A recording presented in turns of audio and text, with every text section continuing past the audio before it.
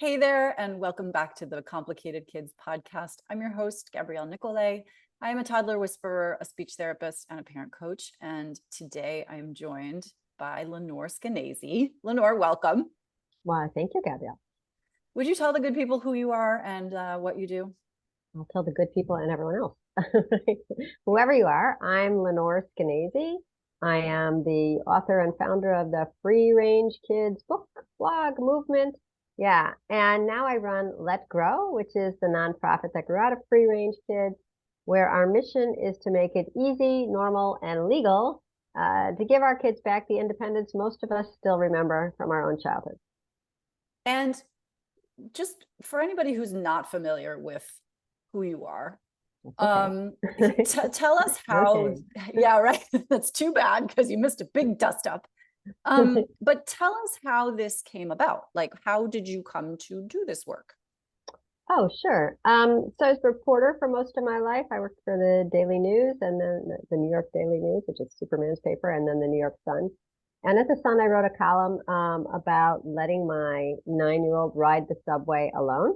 That was literally the title, Why I Let My 9-Year-Old Ride the Subway Alone here in New And this York. was in what year? Oh my God, so long ago. He's 26, so forever ago. Yeah. Anyways, 2 days after the column appeared, I was on the Today Show, MSNBC, Fox News, and NPR defending myself. I actually got the nickname that you can Google, which I love now. Didn't love it then. America's Worst Mom. And my crime was believing in my kid. It caused such a stir. I mean, I got calls at home, like for people telling me how horrible I was. Mm-hmm. But my crime, I eventually figured out, was not just letting him do something on his own here in New York, and everybody's afraid of New York City. But it was the fact that I didn't trail him and I didn't give him a phone. I didn't track him because I actually thought that he'd be fine. In fact, I wouldn't have let him go if I didn't think he was going to be fine. That's the kind of mom I am. I don't want my kid to be abducted or die. And how crazy. And I realized gradually that it has become a sort of taboo in America to trust your kid to do anything without you there, helping, watching, assisting, intervening all the time. And there was just an interesting study at the University of Michigan. They polled 1,000 parents across America. And they asked them, questions about independence. And almost all of them, some huge majority, thought that independence is really important for kids. They recognize that, and I'm glad. And that they want to give their kids more independence. And yet, when the survey asked the parents of kids age 9 to 11, do you let your kids walk to the park or play at the park with a friend? Do you let them walk to a friend's house? Do you let them trick or treat? And the vast majority said no. They don't let them do this on their own. And 50%, my favorite fact, I think from 16 years or 17 years or whatever long I've been doing free range kids, my favorite fact is that 50% of them will not let their kids 9 to 11 go to another aisle at the store. So there's this gap. Thank you. Wait, pause. Another aisle, like in the grocery store or the Target, they will not allow the children to go 2 aisles over or 1 aisle over. They didn't specify the number of aisles. They Okay. said, go to another aisle at the store. So Okay. maybe people were thinking IKEA, the biggest store possible. But in any event, it indicated obviously a big fear. And that's something that I've been addressing for this part of my career. How did we get so afraid for our kids that we don't let them do anything? And what does that say about us? I don't think it says anything bad about us. I think it says something very bad about our culture that has made us so fearful. And then what is it doing to kids? Because kids are born with this curiosity, this drive to play and explore and do. And if we keep tamping it down and saying, no, hold on to the cart, I'll go with you. No, you cannot trick or treat with your friends on the night that everyone's expecting kids to be outside. No, you cannot walk to a friend's house. I'll walk you there, even though you're 9, 10, 11 years old. What is that doing to our kids? I think it's making them anxious, which makes us anxious, which makes them anxious, which makes us anxious. So I'm trying to break that cycle of fear that has been baked into our culture. Okay. Oh my gosh, there's so many different directions I want to go here. Go. Yeah. Any one of them is fine by me. Let's Any one go. of them is fine. It strikes me that there are so many different spectra that we can look at here. And so I want to pick two, hopefully, and then we'll sort of muck around in the middle. And really what I want to say about this is there are going to be parents and children, neighborhoods, environments in which what we're about to talk about is not going to be feasible. Okay. So For sure. there are actually dangerous neighborhoods in this country, in the world. Especially in the world. Especially in the in world. this country Right. too. Yes. And so, yes, we're going to acknowledge that. And I think, and that's maybe not most of what we're going to be talking about here. So that's one thing I want to name, and I'm happy to hear what you have to say about that. I really do want to hear about what you have to say about that. Then the other piece of this is for children who are struggling, who might be neurodivergent, who have a diagnosis or not, right? And that's largely who we're talking about and on this podcast. There are going to be kids whose disabilities prevent them from having the level of independence that we're going to describe here, and they can still have independence. So the question for me there, and I'm sure we'll come back to it, is going to be like, okay, what piece of this is a just right challenge for your kid? That is actually one of my favorite questions. So Okay. let me address danger at first. One of the questions in the University of Michigan study is the reason you're not letting your kid do these things because your neighborhood is dangerous? And 17% said yes. Okay. And which means that most people are not living in a neighborhood that they thought was too dangerous. They were just afraid. Yeah. So for the people who are living in dangerous neighborhoods, there's still independence that can be, enjoyed by your kids, even if it's in your house, even if it's making breakfast or getting themselves ready for school. And we actually have a program after school that we suggest all schools do, whatever neighborhood you're in, good, bad, in the middle, which is Let Grow, the nonprofit that I run, has two school programs, and I'll mention them briefly because they're going to keep coming up as I talk. One of them is keeping the school open for what we call a Let Grow Play Club, although I just heard of another school doing it and they call it Social Club, which I wish I'd thought of. Anyways, the point is that you keep the school open for mixed age, no devices, loose parts, free play, by which I mean an after school and or before school program where kids just play. You put out some balls and some chalk. They figure out what to do. They organize themselves. They figure out who to play with. They figure out what they're going to play, and they solve their own arguments. And an adult is there crouching in the corner with an EpiPen for emergencies, like like a lifeguard, but they're not the cruise director. They're not even the recess monitor. They're just there for emergencies. And that way kids get, I'd say, I don't know, maybe 80% of what they would be getting in the olden days of going to the park, seeing who's there, coming up with something to do, being bored, having an argument, changing the rules because it's not working, dealing with a little kid who's tagging along, all these things that I think are very developmentally rich because you have to pivot, you have to get buy-in, you have to read the other person, you have to figure out something to do, you have to be sort of an entrepreneur. There's leadership because there's older kids, and there's, stepping up a little because the younger kids want to be like the older kids. I'm just reading a novel that's based on Margaret Mead, and she watches the kids, age 3 to 8, all playing with each other. The older kids start having real jobs they have to do, like kill the buffalo or whatever. But the younger kids are just part of a pack that's always evolving and dealing with things. So that works in any neighborhood because whether you're in a safe neighborhood or unfortunately not, you're at school. And plus you have a critical mass of kids, which is something that you wouldn't find at the park these days. And you have a place that parents trust. So it really works out for everyone. That's the Let Grow Play Club. And the other project is called the Let Grow Experience. And that is where children get the homework assignment that says, go home and do something new on your own with your parents' permission, but without your parents.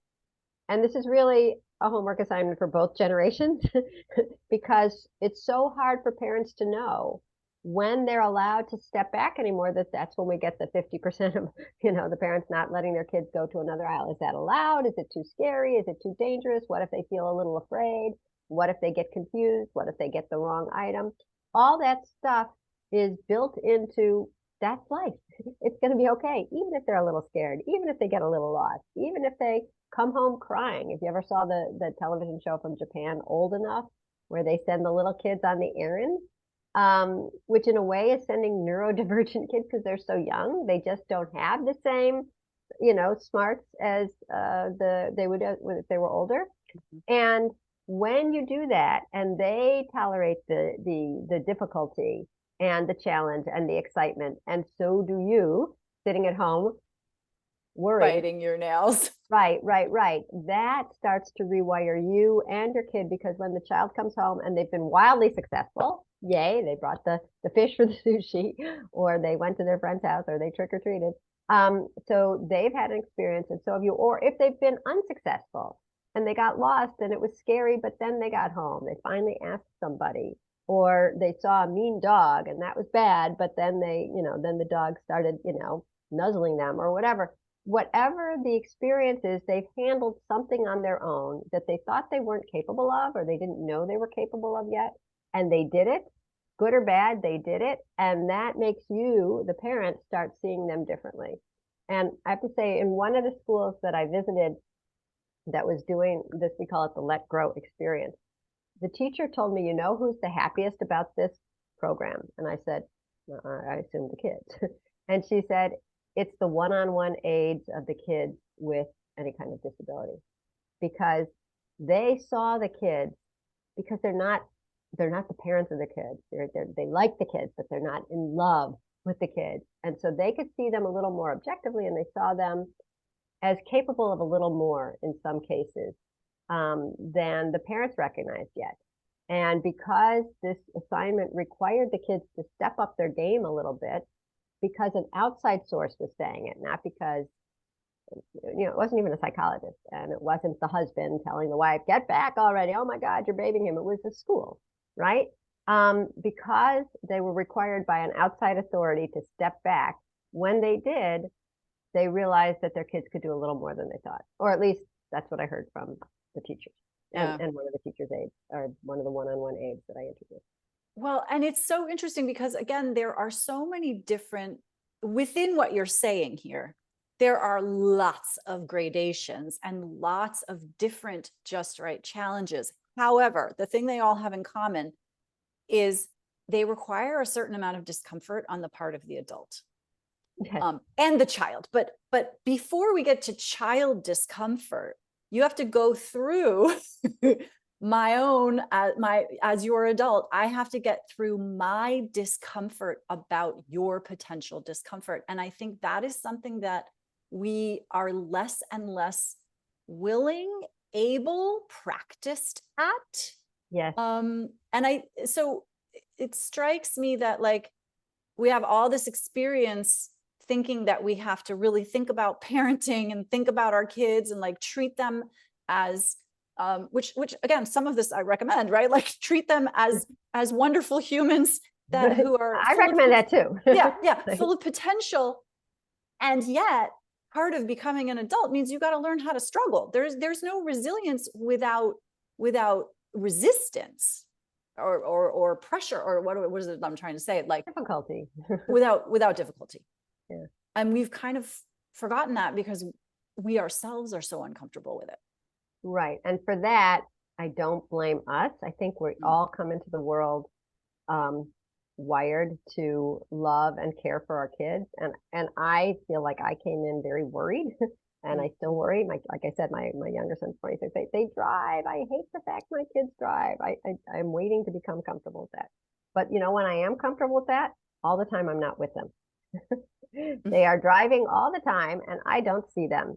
Just like they're crossing the street all the time and I'm not with them, thinking, oh my God, put down your phone. Oh my God, you didn't look both ways and then look left, look right, look left again.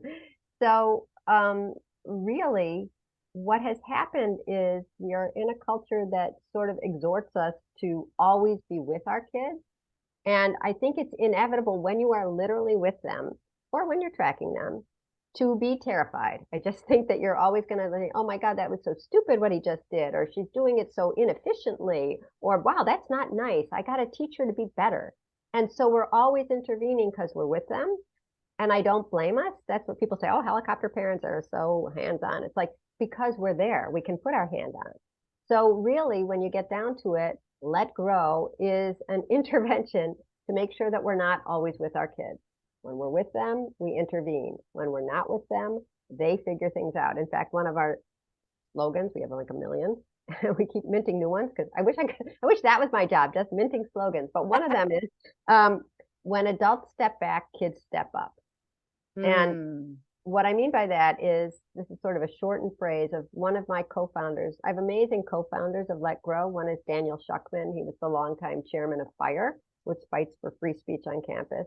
One is Peter Gray, a psychologist, a psychology professor at Boston College, who wrote the book Free to Learn, which I recommend. It's the best book on earth. It just explains how kids play and learn when they're engaged and turn off when they're not.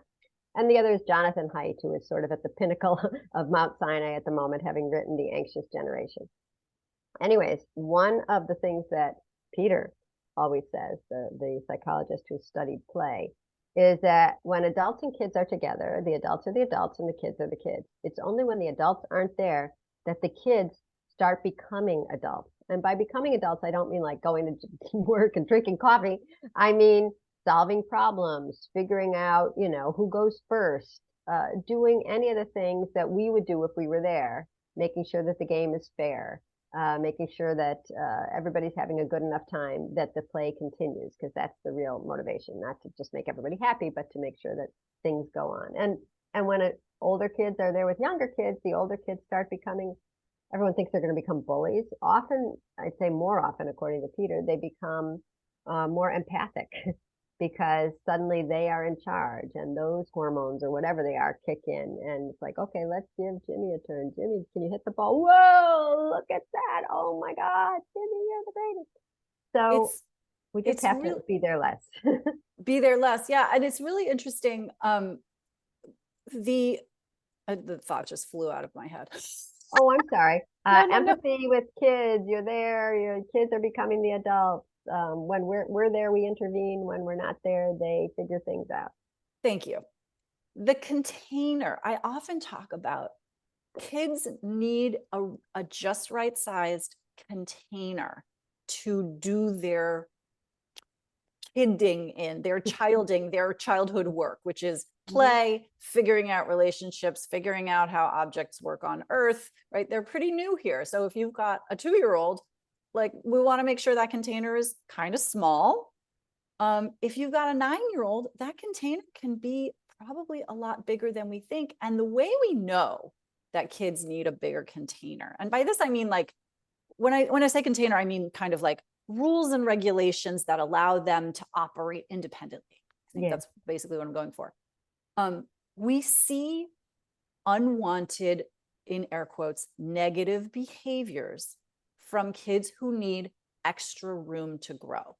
Oh, that's interesting. That's really interesting. Give me an example. Well, we watch them push up against the boundary. So the easiest example is a teenager who is really ready for a much larger container than we often think, because their brains are not cooked yet. And sometimes we're not wrong about that, right? Like, there's risk-taking behavior that happens in adolescence that's well documented and blah, blah, blah. Okay, fine. Curfew, for example. There are some kids for whom a firm curfew of whatever time, call it midnight for lack of a better curfew, is really appropriate. Like, midnight, you got to be home by midnight, and that works. But if you've got kids who are missing curfew, like, repeatedly, and who hate that curfew and who are fighting against it, odds are you got to make a different rule. They're signaling to you that they need something else. Yeah, let me think of a different. That's interesting. So you're saying that behavior is a signal. Behavior is always communication. That's great. Always. Any kind of, all behavior is communication. So if your child is happy and, kind of sitting around reading their book, that's communicating contentment. Anyone have a child who's happy and sitting around reading a book? Okay. My nephew My nephew is the most contented child I've ever met. Anyway, that's a different story. But when kids are pushing on the boundary, that's a signal. It's a signal that, oh, I'll give you another example. When my kids were, I don't know, early tweens, they would say, Mom, can I, whatever, have a sleepover with my friend? And of course, if you ask me a can I do question, I'm going to say no, because I don't want to be bothered. I don't want to think about it that much. Like in the moment, I'm probably doing something else. I'm like, no, that's like a, I'll think about it later kind of situation, right? This was setting up a really terrible dynamic in my house where my kids were asking me to do things and I was just mostly saying no. Oh, that's interesting. Okay. I said to them, I said, I need you to ask me a different question. I need you to say, what are your thoughts about? So this is creating a larger container in which, right, I'm inviting them into the decision-making space with me about like, okay, well, what is it that you think you need? And how do I think about this? And now we're in a conversation rather than you're knocking on the container door and I'm being like, no, get out of here. Right. And so it's just anytime we've got this, like, I think of it as like elbowing against the constriction of whatever we've set up, that's a signal to us. They need more space. Yeah. What are some, yeah, go ahead. No, I was thinking that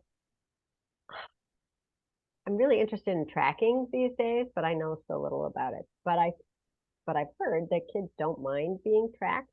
And that worries me because it feels like an acceptance, perhaps this is required, of the way things are, which is that tracking is just so normal now. But so I wonder if this is even happening, like quit tracking me. I my God, I can handle my grades, or I'm going to get on the bus, or if you don't hear from me in 3 days, send out the cops, because I feel like kids are growing up so watched all the time by adults in one way or another, whether it's school or a after school activity or home or anywhere in between. They're either in the car with the parents or they're being tracked, that they don't even know that it's sort of like Room, that movie Room. Like, do they know that there's a world out there where kids are not tracked, where they can go places and not be watched all the time? Well, it's interesting, and this brings up a different thread of the conversation that I'm not sure we want to go on. But like when you're online so much, I mean, kids are sharing their location with their friends all the time. There are whole apps for that, right? Like, and they can see. Over the weekend, my daughter was like, "Huh, why is my friend in Florida?" And she's calling her friend to find out why her friend is in Florida. But so I think there's like a suspension of, like, it was a little bit of like suspension of disbelief. Like we can just divorce ourselves. I think they divorce themselves from the surveillance aspect of it. And they don't think about it that much until it comes in and is intrusive. Maybe I don't actually know. That's my theory. Yeah, I don't know either. I think it's a huge issue that has not been studied one iota. What does it mean to grow up under total surveillance? It's 1984, except Big Brother is your parent. Yeah. Oof. Sorry, didn't mean to throw that in there. And it's inevitable, and it's very hard to. In the olden days, you couldn't follow your kid every single place. And my worried mom, who quit her job to be home with the kids and very loving, knew that when I went around the corner as a 5-year-old to walk to school, that was it. She wouldn't see me until 3:30. And so she had to learn, I guess this does go back to our original chat. She had to learn to live with whatever discomfort that caused. And maybe it caused discomfort for a few days, but not after a while, because it was the community norm. Everybody was sending their kids to walk to school without a parent and didn't have a way of knowing if they were fine until they came home that afternoon.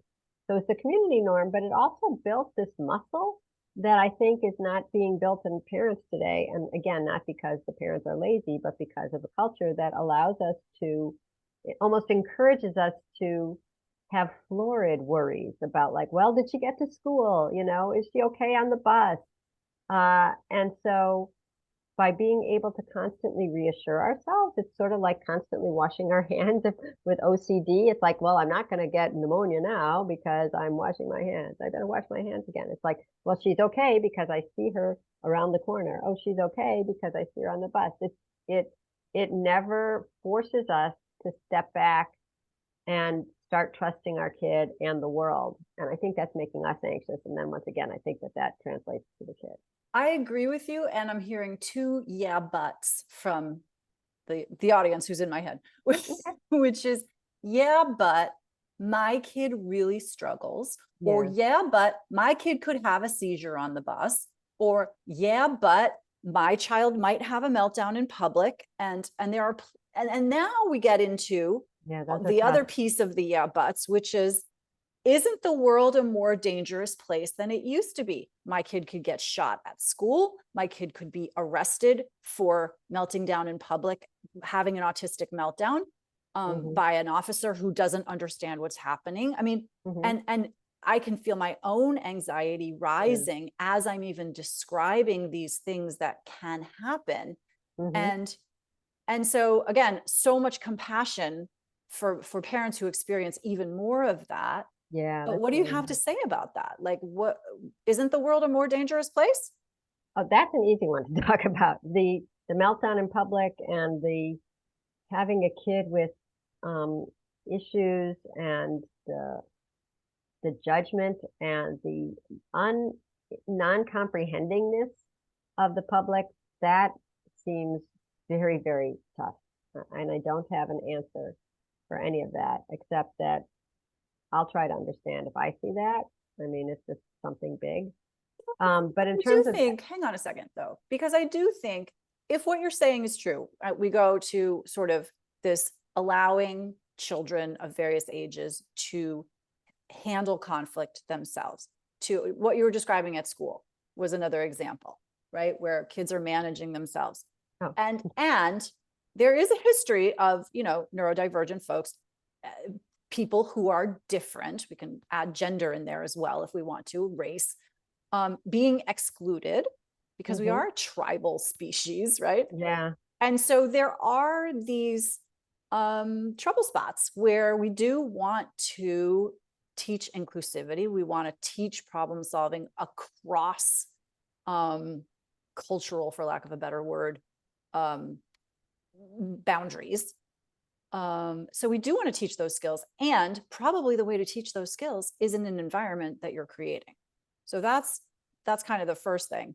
But then tell us about, danger. Is the world dangerous? Yeah, danger I can tell you about. I mean, actually, if you go to letgrow.org, letgrow.org, and you click on crime statistics, it just explains how, actually, Neil deGrasse Tyson was just on an Instagram explaining this too. It feels like the world keeps getting less and less safe, that there's shootings, that there's, rape, pillage, whatever. And in fact, crime is way down, even though it went up a little in the COVID era. Crime was going up in the 70s, 80s, 90s, peaked around 93, has been coming down since then, a little like that. Went up a little, but it's still down, and actually just had the largest drop in murders, like in the history of keeping these records. But the rate now is still about what it was in the 70s. So you grew up in a time, if you grew up in the 80s or the 90s, that was less safe than it is now. Doesn't feel that way. Roper or Gallup does a poll every year. Every year people think that crime is going up. They've been wrong for most of the last 30 or 40 years. So crime-wise, your kids are pretty safe. Even school shooting-wise, it doesn't sound like it. It doesn't feel like it. The statistics are on my site. I hate even talking about it. It's so depressing. But I do feel our culture indulges in something that is harmful to us and our kids, which I call worst first thinking, which is coming up with the very worst case scenario first and working backwards as if that's likely to happen and making our decisions only based on that. So my kid must have a phone all day during school because what if there's a school shooting? It's like, well, what if everybody's, on their phones and not talking to each other at lunch? What if there's bullying? What if there's distraction? What if, why don't we do the what ifs about, the other side of safety, of safetyism, of only thinking our kids are in constant danger? What if they end up anxious? What if they end up thinking that the world is a bad place? There's even an interesting study on what they call primals. Primals are your primary outlook on the world. And a lot of parents think that the best way to raise a child is to don't be a sucker. There's bad people out there, don't get taken in. The world is a dark and dangerous place. And they think by giving kids this outlook, they're helping them because they're not going to be taken in, right? They're not going to be played for a fool. They're going to keep their eyes open. But a really long-term study of kids raised with the different primals found that the ones raised with these negative primals, the world is a terrible, mean place and people are not trustworthy, end up doing worse in terms of their jobs, in terms of their income, in terms of their psychological health, and in terms of their relationships. So just looking ahead and seeing everything through this very dark lens, which might feel realistic or prophylactic. I hate that word, but it just keeps coming up. But it seems like it's a good idea, and it actually turns out to be less safe, even though you're trying to keep your kids more safe. In terms of the world not understanding what you're going through with a neurodivergent kid, that seems like something that is real. And my friend who has a child with almost non-speaking autism, he's in his 30s now, has dealt with that all along, and I've heard about it, so it's not firsthand. But that just seems terrible and tough.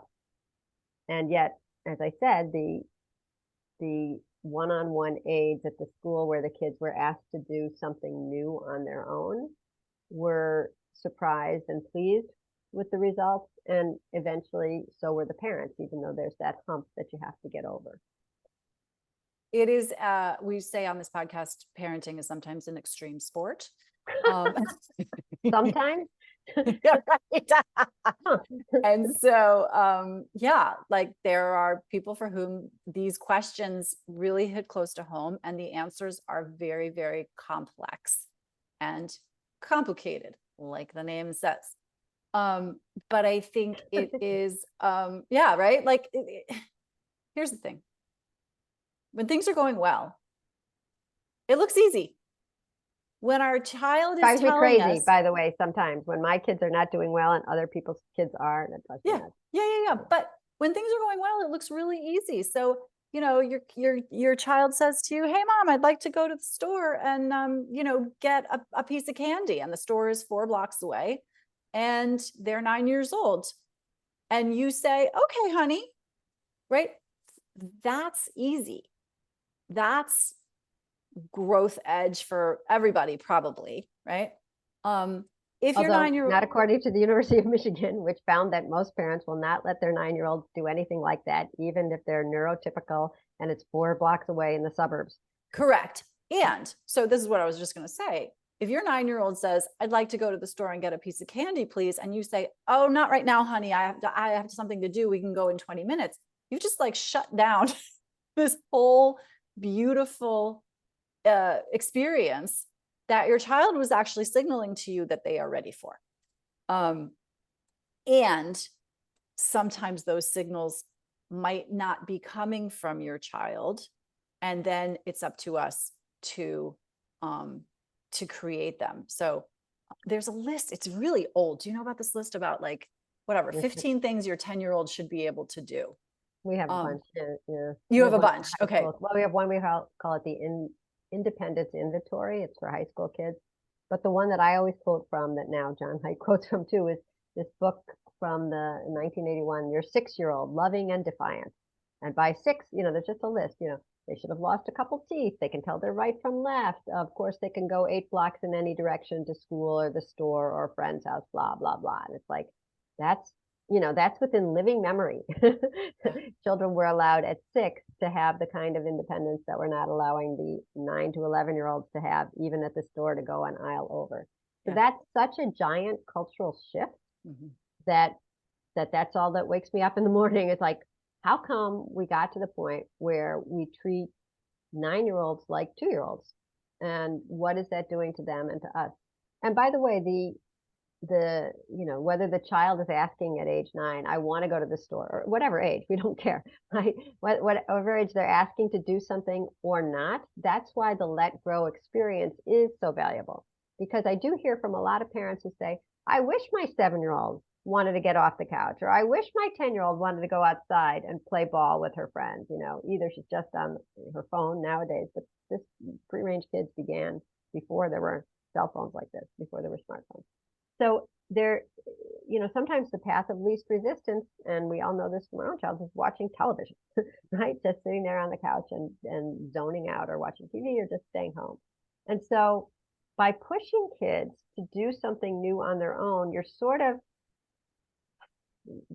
reminding them that they're in a container that can be bigger, right? And all their friends are doing it, and the teacher expects them to do it, and the parents are talking to each other. What did your kid do? And some parents are posting bragging pictures on Facebook, which we like, because then that alerts other school districts and other parents that this is possible. So we're just trying to change the norms here. The norms have really constricted that container to almost the size of a crib or the living room. And we're trying to open those doors again for everybody. And of course, the size of your container and the size of your kid and what they want to do and what they're capable of is always, everybody's obviously very different. But there's always a little more room than you knew until you take that step. I was just going to say, Lenore, you don't want much. You just want culture change. Yeah, is that so much to ask? Right. I was the question on Jeopardy on Friday. So I feel like, okay, if by the time I'm a Jeopardy question, is that culture change? Sort of. Sort of. Yeah. Congratulations. Thanks. Yeah, it's cool. If people want to know more about you and your work, where do they go? They go to letgrow.org, LETGROW. People think it's let it go, let's go, let it grow, which is a terrible idea. So it's letgrow.org. And what you'll find there is we have a pledge of independence for parents to take that says, I'm going to try to give my kids more independence, and kids sign it too. And then we send you one new idea a week for like 10 weeks. We have an independence kit for parents that's a sort of a home version. It's like the home version of Jeopardy, which is the home version of the Let Grow experience that we were talking about that we recommend for schools. And then we have also directions on how to start a Let Grow play club, like we were talking about, where kids just play. And there's a nice little pledge for parents to sign there too, or whatever waiver that says, I recognize that my child will not be happy every second of play club, and you have to sign it because that's part of play. Part of it is being bored and angry, because that's how you get to the next step. Okay, that's not fair. Let's figure it out. It's never that. It's messy, right?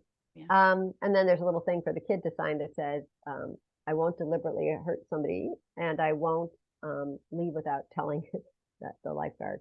So, whoever's watching it. And so there are versions for home and versions for schools. And then for therapists, any therapists out there, I know you had Camilo Ortiz on your podcast another time.